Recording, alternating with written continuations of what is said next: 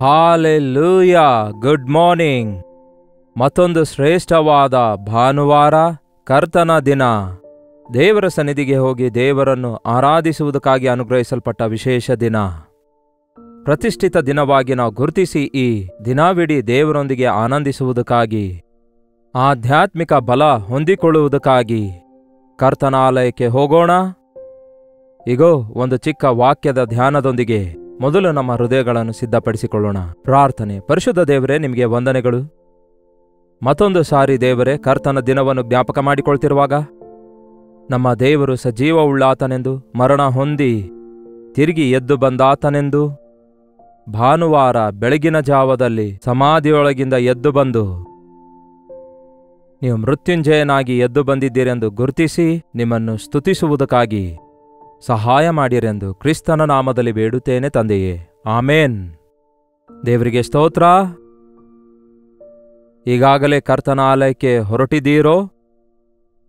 ಹೌದು, ನಾವು ದೇವರ ಸನ್ನಿಧಿಗೆ ಹೋಗುವಾಗ ನಮಗೇ ಆಶೀರ್ವಾದ. ಆದರೆ ಈ ದಿನಗಳಲ್ಲಿ ಬಹಳಷ್ಟು ಜನ ನಾವು ದೇವರ ಆಲಯಕ್ಕೆ ಹೋಗುವುದರಿಂದ ದೇವರ ಆಲಯಕ್ಕೆ ಪ್ರಯೋಜನವಾಗಿದೆ ಅಂದುಕೊಳ್ತಾರೆ.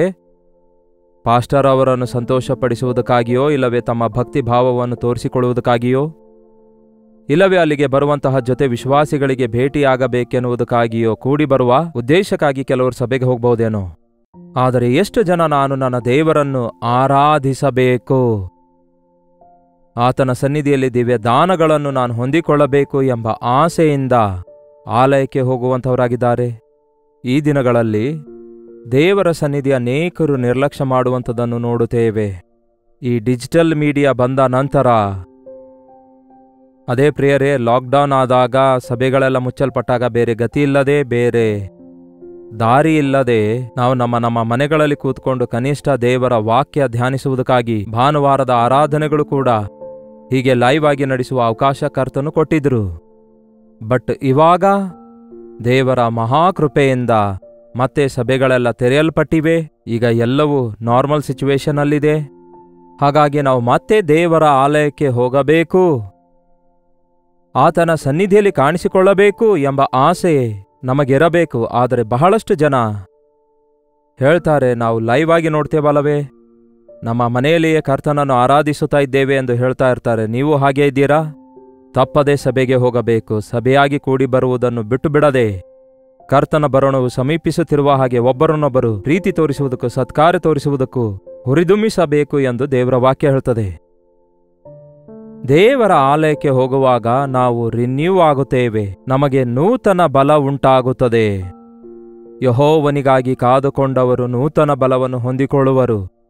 ಅದು ಬಲ ಅನ್ನುವಾಗ ಕೇವಲ ಆಧ್ಯಾತ್ಮಿಕ ಬಲ ಒಂದೇ ಅಲ್ಲ, ನಮ್ಮ ಆರೋಗ್ಯ, ನಮ್ಮ ಆಯುಷ್, ನಮ್ಮ ಶರೀರವೂ ಕೂಡ ಉಜ್ಜೀವಿಸಲ್ಪಡುತ್ತೆ.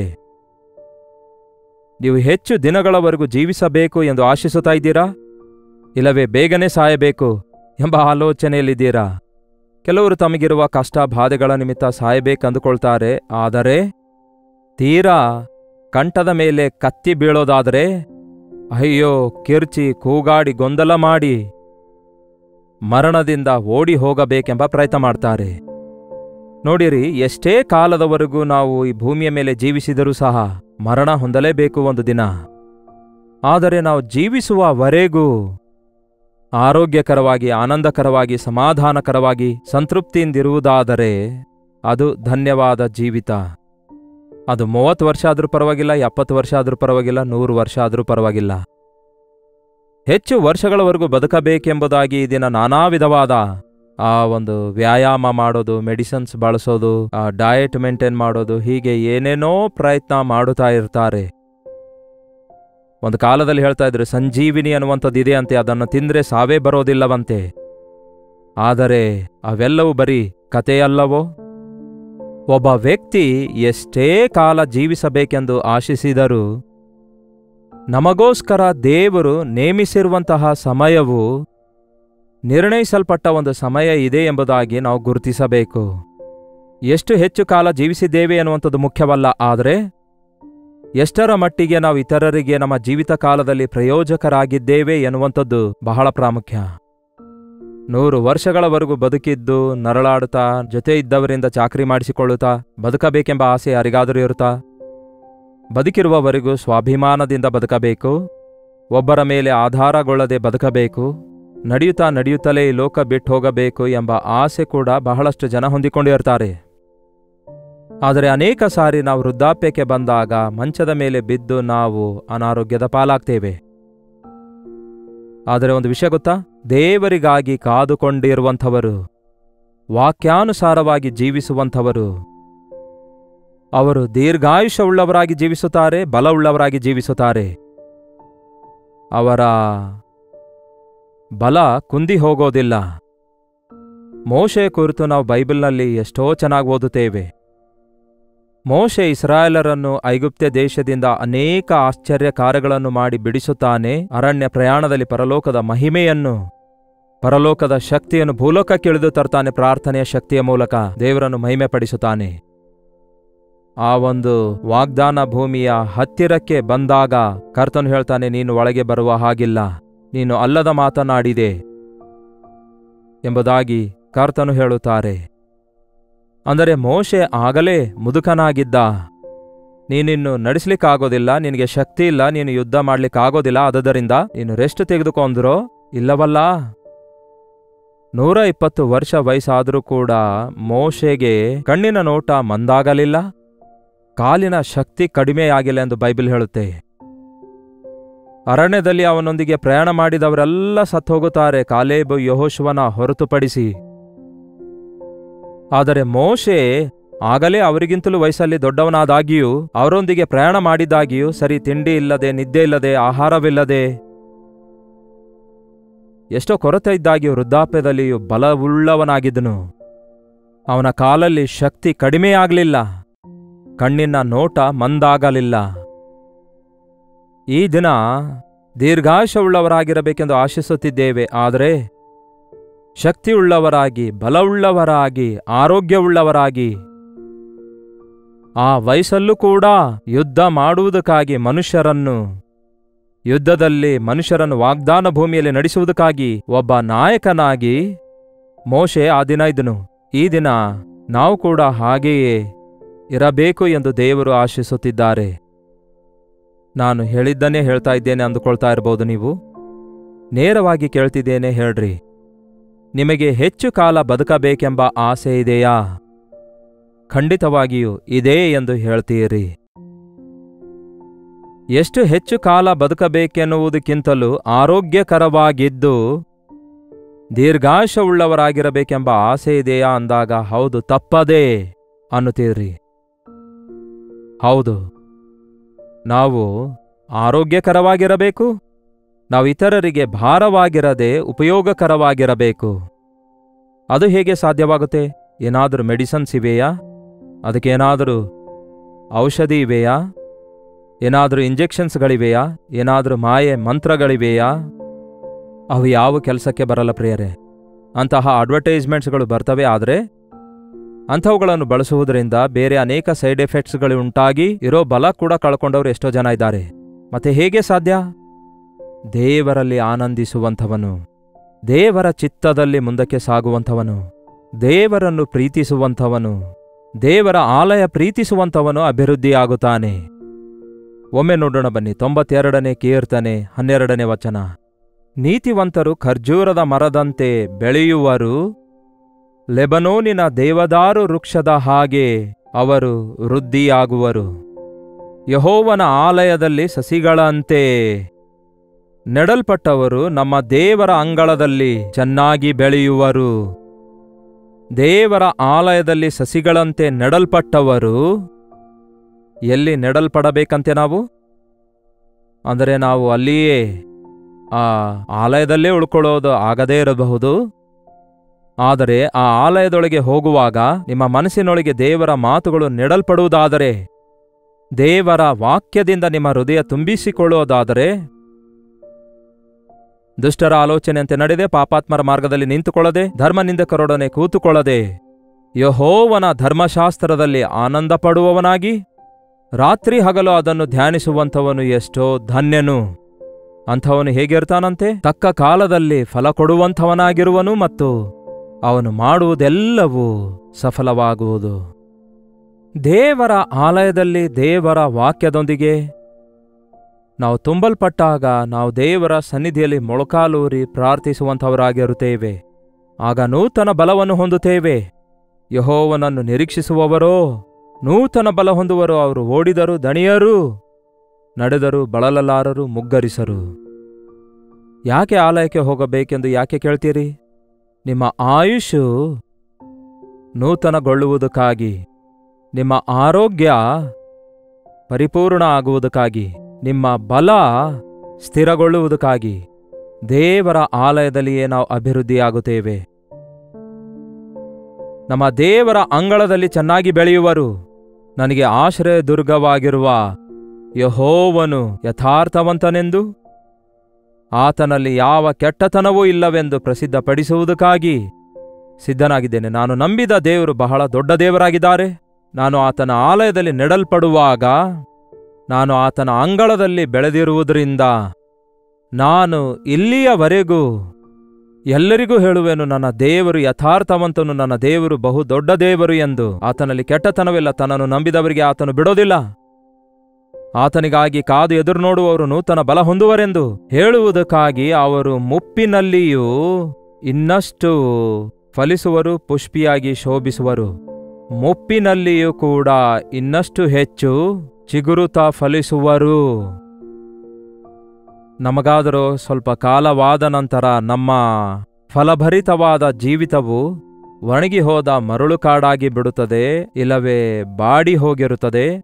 ವೃದ್ಧಾಪ್ಯದಲ್ಲಿ ನೋಡ್ರಿ, ಹಲ್ಲು ಬಿದ್ದೋಗುತ್ತೆ, ಕೂದಲು ಉದುರೋಗುತ್ತೆ, ಕಣ್ಣು ಮಂದವಾಗ್ತವೆ, ಕಿವಿ ಸರಿ ಕೇಳಿಸಲ್ಲ, ನೆಟ್ಟಗೆ ನಿಲ್ಲಲಿಕ್ಕಾಗೋದಿಲ್ಲ, ಸರಿಯಾಗಿ ನಡೆಯಲಿಕ್ಕಾಗೋದಿಲ್ಲ, ಮತ್ತೊಬ್ಬರ ಮೇಲೆ ಆಧಾರಗೊಳ್ಳುವ ಪರಿಸ್ಥಿತಿ ಇರುತ್ತೆ. ಕಾರಣ ನಮ್ಮ ನರಗಳು ಸ್ವಲ್ಪ ಬಲಹೀನವಾಗಿರುತ್ತವೆ.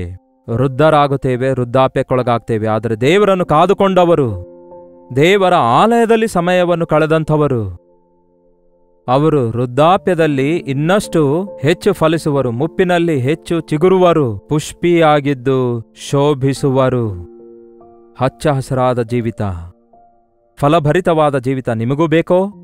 ಹಾಗಾದರೆ ಆಲಯಕ್ಕೆ ಹೋಗಿರಿ, ಕರ್ತನ ಸನ್ನಿಧಿಯಲ್ಲಿ ಆನಂದಿಸಿರಿ, ದೇವರ ಮಾತುಗಳನ್ನು ಹೃದಯದಲ್ಲಿಟ್ಟುಕೊಳ್ಳಿರಿ, ವಾಕ್ಯವನ್ನು ಧ್ಯಾನಿಸಿರಿ.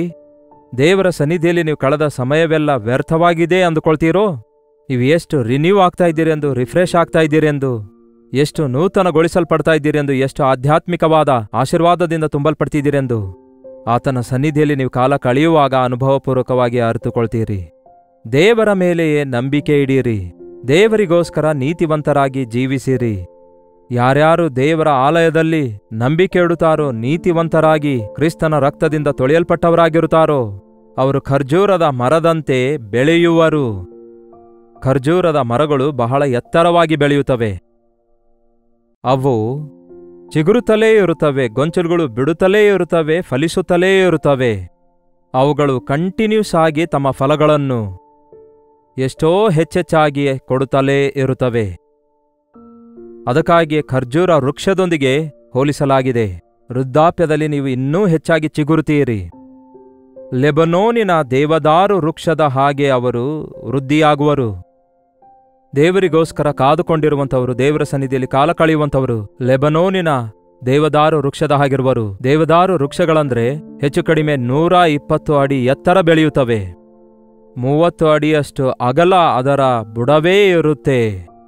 ಅಂದರೆ ಅದನ್ನು ಯಾರು ಕದಲಿಸಲಿಕ್ಕೆ ಆಗೋದಿಲ್ಲ. ಅದು ಒಂಥರ ಅನ್ಮೂವೇಬಲ್, ಅದನ್ನು ಯಾರೂ ಕದಲಿಸಲಿಕ್ಕಾಗಲ್ಲ. 30 ಅಡಿ ಅಂದ್ರೆ ಯು ಕ್ಯಾನ್ ಇಮ್ಯಾಜಿನ್, 30 ಅಡಿಯಷ್ಟು ಅಗಲವಿರುವ ಬುಡ ಹೊಂದಿರುವಂತಹ, ಅಷ್ಟು ಆಳ ಬೇರು ಹೊಂದಿರುವಂತಹ ಮರ ಅದು. ಅದನ್ನು ಯಾರು ಉರುಳಿಸಲಾರರು.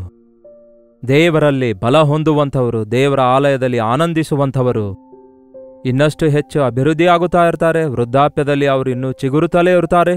ಅವರು ದೇವರ ಆಲಯದಲ್ಲಿ ಬೆಳೆಯುತ್ತಲೇ ಇರುತ್ತಾರೆ. ದೇವದಾರು ವೃಕ್ಷದ ಹಾಗೆ ಅವರು ವೃದ್ಧಿಯಾಗುತ್ತಲೇ ಇರುತ್ತಾರೆ. ಯೆಹೋವನ ಆಲಯದಲ್ಲಿ ಸಸಿಗಳಂತೆ ನೆಡಲ್ಪಟ್ಟು ಅವರು ನಮ್ಮ ದೇವರ ಅಂಗಳದಲ್ಲಿ ಚೆನ್ನಾಗಿ ಬೆಳೆಯುವರು. ಯಶ್ ಮುಪ್ಪಿನಲ್ಲಿಯೂ ಫಲಿಸುವರು, ಪುಷ್ಟಿಯಾಗಿದ್ದು ಶೋಭಿಸುವರು. ಅಂದರೆ ಹಚ್ಚ ಹಸುರಾಗಿರುವರು.